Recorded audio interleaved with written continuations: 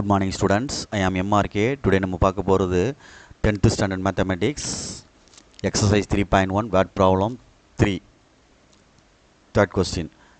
X வந்து age வந்து வாணி ஏஜ்னு எடுத்துக்கிறோம், present ஏஜ் எல்லாமே ஓகே குட். வாணி ஏஜ் வந்து X, let Y be the age of என்னது father, let சாரிடா தம்பி Z grandfather.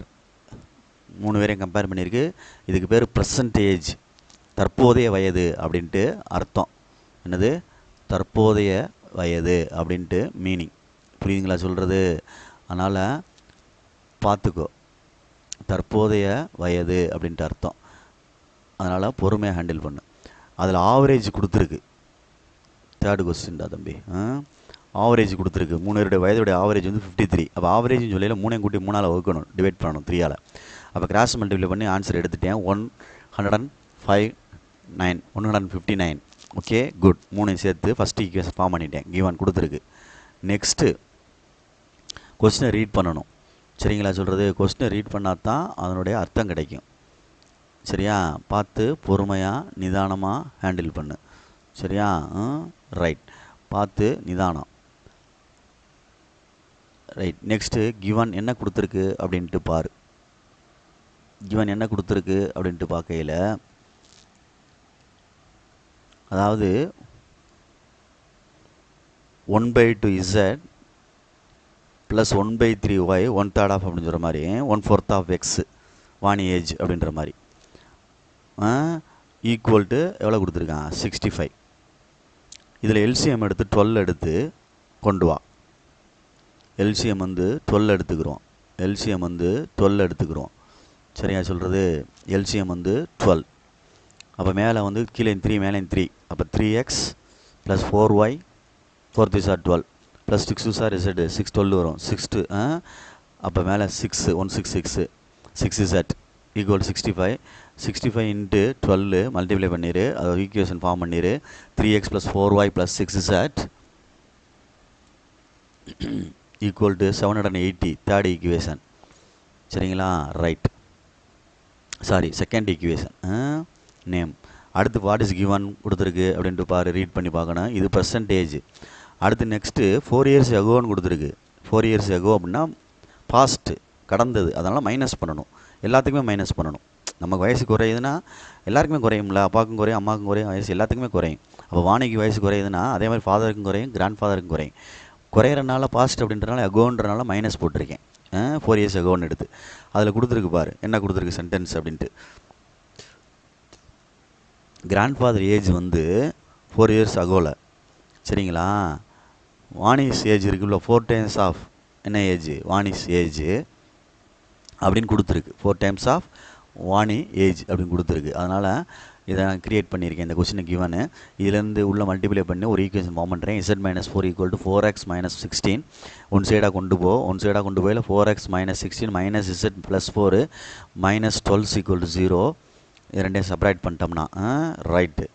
இல்லை அங்கிட்டு கொண்டு போனால் கொண்டு போய்க்க ஈக்குவல் டு ப்ளஸ் 12ன்னு எழுதிக்கலாம். ஓகே, ஈக்குவேஷன் அங்கிட்டு கான்ஸ்டன்ட் வச்சுக்கலாம். தப்புல ஒரே மாதிரியே ஃபார்ம் பண்ணிக்கும். ஓகே, இப்போ 1 ரவுண்ட் பண்ணியிருக்கேன், 2 ரவுண்ட் பண்ணியிருக்கேன். 3ஆவது ஈக்குவேஷன் இது இப்போ கண்டுபிடிச்சது. இப்போ நம்ம எது ரெண்டையும் சால்வ் பண்ண போகிறோம்ன்ற பாரு. ஒன்றையும் இதில் எக்ஸசைடு தான் இருக்குது தேர்ட் ஈக்குவேஷனில். ஸோ ஒய்யை வந்து நம்ம கண்டிப்பாக கேன்சல் பண்ணி தான் ஆகணும். அப்போ ஃபஸ்ட்டே செகண்டே யூஸ் பண்ணி ஒய்யை கேன்சல் பண்ண போகிறேன். ஒய்யை கேன்சல் பண்ண போகிறேன். ஓகே, இது எதுவும் சுருக்க முடியும்னா சுருக்கிக்கிடா தம்பி. 4ஆல் மல்டிப்ளை பண்ணிவிட்டேன் ஃபஸ்ட் ஈக்குவேஷனை. மல்டிப்ளை பண்ணிவிட்டு கீழே செகண்ட் ஈக்குவேஷனை எழுதுகிறேன். செகண்ட் ஈக்குவேஷனை எழுதிட்டேன். 3x plus 4y plus 6z equal to அப்படின்னு எழுதுகிறேன்.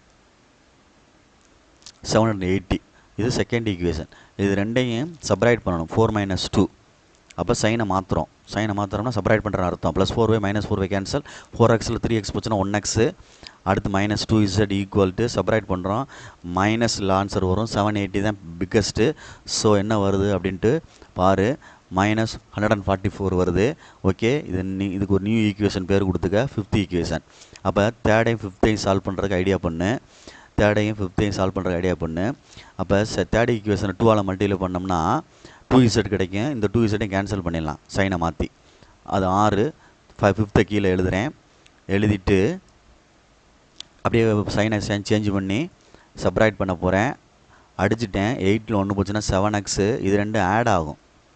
சரிங்களா சொல்கிறது? ஏன்னா ப்ளஸ்ஸை மாற்றிட்டோம். 168. அப்போ 7 எக்ஸ் கீழே கொண்டு வந்துட்டோம்னா 168 அடிக்கிறோம். 2 அடுத்து என்ன வந்துடும்? 7×28 4 24. அப்போ x is equal 24 which is என்னது? ஏஜ் ஆஃப் வாணி அப்படின்னு அர்த்தம். சரிங்களா? இப்போ அப்படியே ரொட்டேட் பண்ண போகிறேன். சரிங்களா? ஏதாவது ஒரு ஈக்குவேஷனில் போட்டு அடுத்தடுத்து ஃபர்தராக கண்டுபிடிச்சிக்கிட்டே போகணும். சரிங்களா? ரைட், பார்த்து பொறுமையாக ஸ்க்ரோல் பண்ணுறதுனால இதாகுது, கொஞ்சம் பார்த்துக்கோ. ரைட், இப்போ 3வது ஈக்குவேஷனில் கொடுக்குறேன். 4x - z = 12. அதில் இஃப் x = 24ன்னு கொடுத்து z கண்டுபிடிக்க போகிறேன். 24ன்னு கொடுத்து. சரியா? அப்போ இசட்ன்றது யார்? கிராண்ட் ஃபாதர் ஏஜ் கண்டுபிடிக்க போகிறேன். சாரி, எக்ஸு, ஆமாம் சாரி மாற்றி போகிறேன்டா தம்பி, தப்புடா, சாரிடா தம்பி, சாரி நம்ம எக்ஸுக்குள்ளே கண்டுபிடிச்சிருக்கோம். சரிங்களா சொல்கிறது? ஆமாம், தப்பு, பார்த்துக்கோ பொறுமையாக. 4 × 24 - z = 12. இப்போ மல்டிப்ளை பண்ணிட்டேன். 96 அங்கிட்டு கொண்டு போ, 84ன்னு வரும். -84 z கேன்சல் பண்ணிடு.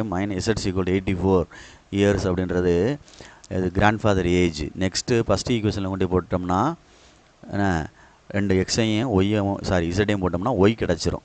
ஒய்ன்றது ஃபாதரோட ஏஜ். x + y + z = அதை எடுத்தோம்ல ஆவரேஜ், அந்த ஈக்குவேஷன் 159 அப்படின்னு போட்டு இதை கொண்டு போட்டுரு. எக்ஸுக்கு 24, இசட்டுக்கு 84 போட்டுட்டா ஒய் கிடச்சிரும். ரெண்டையும் ஆட் பண்ணி அந்த சைடு கொண்டு போயிரு. 159 மைனஸ் என்ன வந்துருச்சுன்னு பார்த்துக்க. என்ன வருது? 108. 108ன்னு வருது. சப்ராக்ட் பண்ணிக்கோ. ஒய் = என்ன வந்துடும்? 51. இதுதான் father age. Okay, so please கேர்ஃபுல்லாக படிச்சுக்க. 3 பேர் ஏஜையும் தனித்தனியாக எடுத்து எழுதிரு. என்ன ஏஜ் ஆஃப் வாணி எவ்வளோ? 24 இயர்ஸு. ஏஜ் ஆஃப் ஃபாதர் எவ்வளோ? 51 years. Age of grandfather எவ்வளவு?